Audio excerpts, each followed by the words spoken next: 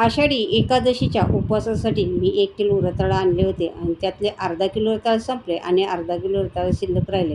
आता मी विचार केला की ह्या शिल्लक राहिलेल्या रताळाचं आपण काय करायचं. आता नेहमी रताळाचे तेच पदार्थ खाऊन पण आपल्याला कंटाळा येतो. तर चला मी ठरवलं की चला आज आपण अगदी नेहमीपेक्षा वेगळी अशी काहीतरी रताळापासून रेसिपी बनवूया. तर चला मी ठरवलं की आज रताळ्याचे उपवासाचे गुलाबजाम बनवूया.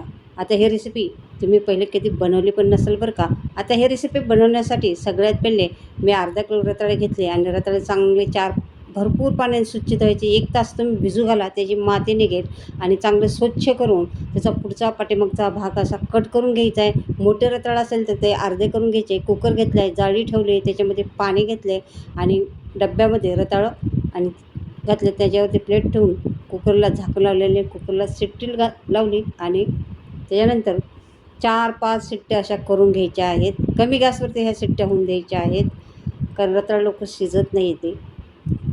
आता कुकर थंड झाल्यानंतर झाकण उघडलं आणि रताळं शिजले का बघायचे आहेत. आपले रताळे शिजलेले आहेत. आता एका प्लेटमध्ये काढायचे आहेत आणि थंड होऊन द्यायचे आहेत आणि त्याचे आपल्याला छिलके काढून घ्यायचे आहेत.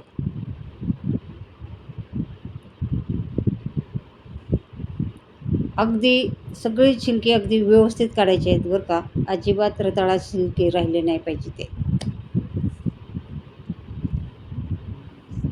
सारे रताळे आपल्याला छिलके काढून घ्यायचे आहेत आणि तुम्ही हाताने पण असं चुरून घेऊ शकता, पण अशी खिसणी घ्यायची आणि खिसणीने मदतीने चांगले खिसून घ्यायचे आहेत. आपल्याला एकदम असे सॉफ्ट असं रताळं खिस मिळाला पाहिजे. खिसून घेतलं एकदम सॉफ्ट असं खिस मिळतं बरं का. आणि सगळे रताळे मी असे छोटे खिसणीने खिसून घेतलेले आहेत. तुम्ही मोठ्या खिसणीने पण खिसू शकता बरं का.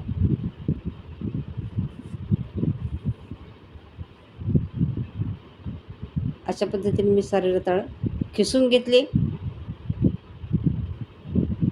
रताळं खिसून झालेले आहेत. आता पुन्हा एकदा हाताने चांगले मिक्स करून घ्यायचे आहेत बघा. अशा पद्धतीने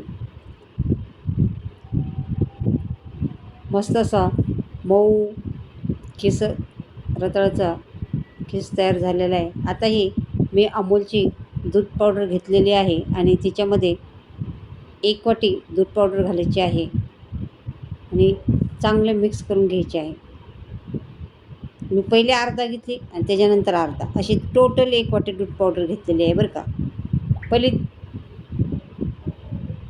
आणि त्याच्यानंतर चांगले असे मळून गोळा तयार करून घेतला. त्याच्यानंतर छोटे छोटे असे गोल गोल गोळे गुलाबजाम, जसं आपण नेहमीचे गुलाबजाम करतो त्या आकाराचे असे गोल गोल गोल गोल असे गुलाबजाम करून घेतले. आता पटपट करायचे असले तर एकसारखे गोळे पाहिजे असेल तर असे छोटे छोटे छोटे गोळे अगदी तुम्ही तोडून घ्या आणि त्याच्यानंतर असे गोल गोल आकार देऊन घ्या. म्हणजे अगदी एकसारखे होतात आणि पटकन होतात. आता आता याच्यासाठी तिकडं गुलाबजाम बनवून तयार करून ठेवलेले आहेत. आता इथं आपल्याला पाक करायचा आहे. तर पातेले घेतले आहे, त्याच्यामध्ये 1 वाटी पाणी घातले आहे आणि 1.5 वाटी साखर घालायची आहे आणि आपल्याला ही साखर चांगली मिक्स करून घ्यायची आहे.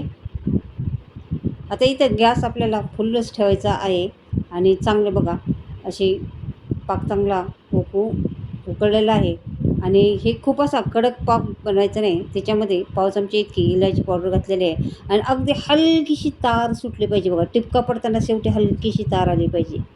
हां, तेवढा तर नेहमीच्या गुलाबजामला जसा आपण पाक तयार करतो तसा पाक तयार करायचा आहे आणि हाताला जर आपण चेक केला तर असा हाताला चिकट लागला पाहिजे बघा.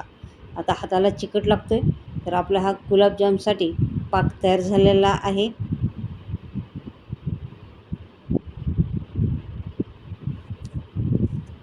आता आपलं पाक तयार झालेलं आहे. इकडं कढईमध्ये तेल घेतलेलं आहे. आता माझ्याकडनं थोडंसं कढईमध्ये तेल जादा झालेलं आहे बरं का. आणि तेल चांगलं गरम करायचं आहे आणि कमी गॅस करायचा आहे आणि त्याच्यावरती आता त्याच्यामध्ये हे गुलाबजाम घालायचे आहेत आणि मस्त असे खरपूस असे दोन्ही बाजूनी तळून घ्यायचे आहेत. रंग खूप असा फिक्का पण ठेवायचा नाही, खूप असा डार्क पण ठेवायचा नाही आहे. मध्यम असा रंग येऊन द्यायचा आहे, कारण ते तेलातून बाहेर काढल्यानंतर पण त्याची तळण्याची प्रोसेस चालू असते बरं का. आता बघा असा कलर येऊन द्यायचा आहे आणि सारे गुलाबजाम तळायचे आणि गरम गरम गुलाबजाम ह्या पाकामध्ये घालायचे आहेत.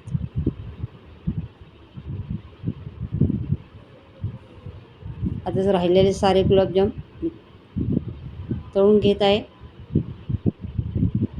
बघा तुम्ही पण उपासाचे गुलाबजाम याच्या अगोदर कधी बनवले असते तर मला कमेंटमध्ये नक्की सांगा बघा. तर बघा मस्त अगदी आपण नेहमी गुलाबजाम बनवतो त्यापेक्षा पण भारी गुलाबजाम बनतात बघा. दिसायलाच बघा किती सुंदर दिसतात, रंग पण किती छान आलेला आहे. आणि आता गरम गरम पाकामध्ये काढून सगळे गुलाबजाम घालून घ्यायचे आहेत आणि याच्यावरती आता झाकण ठेवून आता कमीत कमी 3-4 तास पाक मुरण्यासाठी ठेवायचं आहे. मी पूर्ण रात्रभर ठेवलेले होते, कारण रात्रभर ठेवलेले आणि चांगले पाकामध्ये मुरतात. मस्त असे पाकामध्ये मुरलेले आहेत. आणि बघा आपण आता गुलाबजाम बघा किती छान दिसतात, मस्त अगदी चांगले टंप फुगलेले आहेत, पाक पण शोषून घेतलेला आहे. आता आपण सर्व करूया. आज आपण उपवासाचे रताळ्याचे गुलाबजाम बनवलेले आहे आणि हे नेहमीपेक्षा हटके डिश बनवलेली आहे आणि हे कुठल्याही उपवासाला ही गुलाबजाम चालतात बरं का. तर चला सर्व करूया. बघा दिसायला किती सुंदर दिसतात, अगदी मस्त रंग किती छान आलेला आहे, आकार पण किती सुंदर आहे. तर या पद्धतीने तुम्ही पण नक्की हे गुलाबजाम बनवून बघा आणि कसे झाले ते तुम्ही मला नक्की कमेंटमध्ये सांगा. करायला अगदी साधी सोपी रेसिपी आहे, खायला पण खूप टेस्टी लागते बरं का. तर चला नक्की बनवून बघा. आशाच किचन चॅनलवरती नवीन असेल तर चॅनलला सबस्क्राईब करा, रेसिपी लाईक शेअर कमेंट करा आणि न विसरता चॅनलला सबस्क्राईब करायला अजिबात विसरू नका.